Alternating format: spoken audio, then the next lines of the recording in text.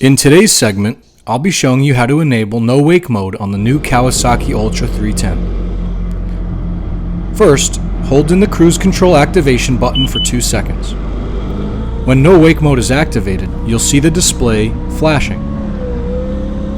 Use the up and down buttons to control the speed. There's 3 variations, up and 3 down. Using no wake mode makes it easy to operate the watercraft without having your hand on the throttle. If you enjoyed this video, please remember to like and subscribe.